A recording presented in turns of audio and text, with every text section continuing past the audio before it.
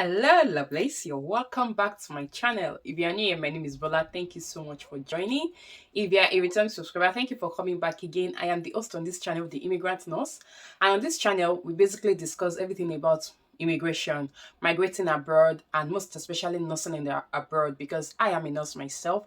So if you think that you'll be interested in seeing topics around immigration, please consider hitting the red subscribe button down below and don't forget to like this video, all right? So today I have news for the nurses. I've been getting a lot of DMs on Instagram. People have been messaging me and asking questions that they are not able to get through with their job application. They've been getting a lot of, unfortunately, emails. And I realized that responding to one person, two people, three people, then more people keep coming and I have to keep responding.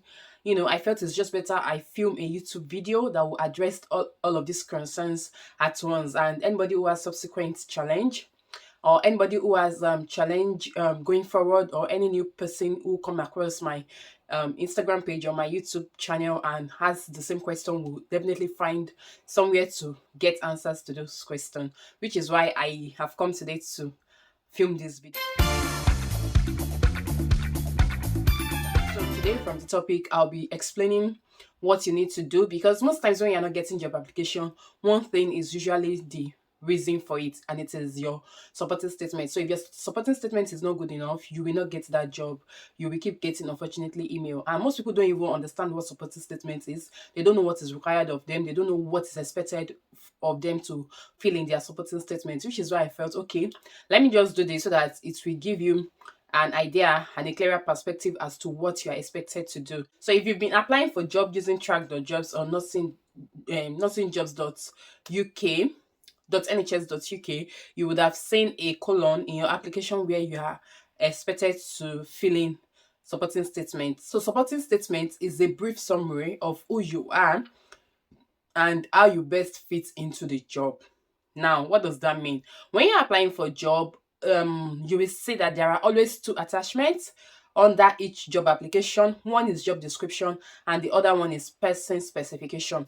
So those two documents are very, very important. In case you've been coming across or you've been seeing those documents and you've been neglecting them in the process of your application, this is the point where I'm going to say that you should take those documents very, very seriously. So when you see job description, it is basically telling you everything that you will be doing on the job, or most of the things you'll be doing on the job, and what the job is going to look like. Whereas the person specification is telling you about who they want for the job, the kind of skills, the kind of attributes that they expect from the person who is going to be getting the job. So if you see those two documents, make sure that you read it through and through so that you have an understanding of what is expected of you. Now, why did I say that? I said that to say this. It is very, very important that you incorporate the points in those two documents in your supporting statements, which will lead me to characteristic of a supporting statement. So your supporting statement must be self-describing. And when I say it should be self-describing, it means that you cannot copy somebody else's supporting statements to make it yours, because one, you don't have the same experience as that other person. Two, you have not worked in the same place with that other person. So you cannot do a copy and paste of supporting statements. In case you are too lazy to draft yours, I'm sorry to tell you that you have to sit down, draft out a supporting statement, and use one that is personally unique to your experience and to your person. And second characteristic of a supporting statement is that it has to be specific to the role you are applying for. So a supporting statement is not a one size fits all kind of description. No. If you've used a particular supporting statement for a particular role, for a particular trust, you cannot use the same thing for another trust, for another role. The reason is this: the kind of job description for each role is completely different. There's always a change in the expectation of who they want to employ. For your supporting statement, if you're applying for a particular role in two different trusts, you cannot use the same supporting statement for those roles, because what one trust is expecting is completely different from what the other trust is expecting.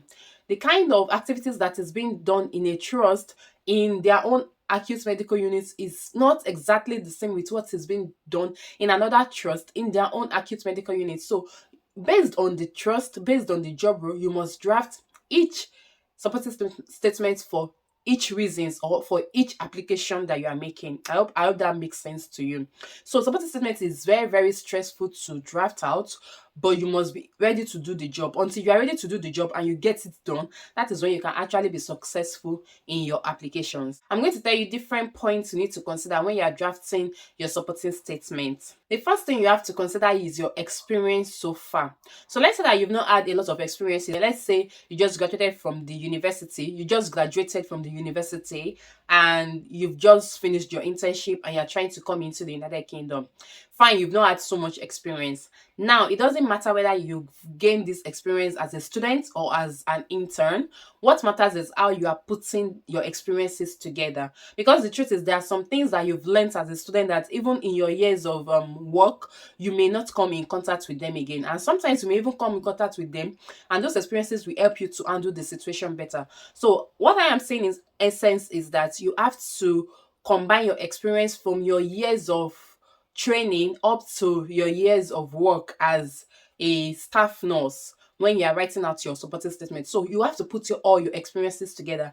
Let's say, for example, you are applying for the post of a registered nurse in an emergency department, and you've had experience in emergency department as a student nurse, and you remember that particular afternoon when a patient was rushed into A&E, and you were able to figure out that, okay, this patient has just had laceration, and you went into the ED drug cupboard or the treatment room, and you were able to grab the suture and everything you were able to do. You should be able to put those experience together and use it to sell yourself under your supporting statement. So you could say that you are very, very quick to respond to situation, which means that you are quick to address issues. You take, like, you are very, very what's the word now? Like, you can use your discretion. I've forgotten the right word to use, but you have to prove to them that you are very, very quick to decipher the situation. You are quick to understand the situation and provide prompt solution to what is so. And you can now give that example that you remember when you were a student nurse, particular situation happened and you provided this kind of solution, and it helped save the day because it was a very, very busy and hot afternoon. Just give a very short example in that phrase. That way they know that, okay, this person knows what to do, this person has an idea and is good for the job. Do you understand what I'm saying? Yeah. Another tip you have to take note of is understand the reason why you're applying for that job. So most times you just see international nurse role on adverts on track jobs, and it asks you, maybe part of the job description is you should be able to communicate, you should be able to work with your team. Why are you applying for that job? You are applying for that job to gain more confidence in your skills as a nurse. So you must understand the reason why you're applying for the job. It's not just to come to the UK. It's not just to come and earn in pounds. It's to build your nursing skills. So you must know the reason why you are doing what you are doing. That will also give you an idea of how to frame your supporting statement. Another thing you want to do is you want to be convincing with your word. So with your words. So when you are writing your supporting statement, you cannot be writing, I think. You have to be sure. You should, phrase your statements with some level of confidence, such that when your reader is reading through, when the committee for recruitment, when they are going through your supporting statement, they would be able to resonate with the fact that you know what you are doing. So you write with confidence. Don't put a lot of I think or I hope or I thought. No, I will. Say what you will do. Show them that you know what you want to do. To include all the relevant training and courses you have done, especially the one that suits the role. You must be able to list out all the relevant courses and training you have done, the ones that suit the role. You should be able to tell them if you have taken any courses. It could be seminars, it could be webinars, it could be online, it could be physical training. As long as it suits that role you're applying for, please include it in your supporting statement. It is very, very important. And another thing you have to talk about is you have to talk about your strengths. So in this point, you need to use SWOT analysis when you're writing your supporting statement. And when I say that, what I mean is you have to talk about your strengths, talk about your areas where you think you will need to improve and how you have actually worked on improving on it, how you have been able to discover opportunities around you, and how you have been able to cope with threats. And in that same thought, you have to talk about positive feedbacks that you have received from your supervisors, from your lead, from your seniors at work, and how it has helped contributed positively to the workplace. and now you also plan to develop yourself. So that way you pitch yourself to them that you are not just a nurse who just goes to work and come back. You actually need to let them know that you know what you are doing, you have plans, you have targets, and yeah, finally you have to tell them your thoughts, your objective, and your goal as a nurse, and in line with the trust values as well. So when you're writing your supporting statement, consider the trust values of that hospital you are applying to. So let's say that their trust value is about care, respect, accountability. You tell them how you have been accountable in the past. You tell them how you have showed respect to your patients, patient relative, how you have cared for your patients, not just your patients, but for your patient relatives, not just for them, for your colleagues, how you've been able to help out at work when it seems it was overwhelming. You know, find a way to incorporate the trust values as well into your supporting statement. And you don't have to explicitly list out the trust values, but you have to, in a very, very what's the word, analytical way, insert it into your supporting statement. It's just like writing a descriptive essay and an analytical essay. So you find a way to incorporate both points into each other. And while you're writing, don't ever leave out the list or the expected criteria, like the essential criteria in your supporting statement.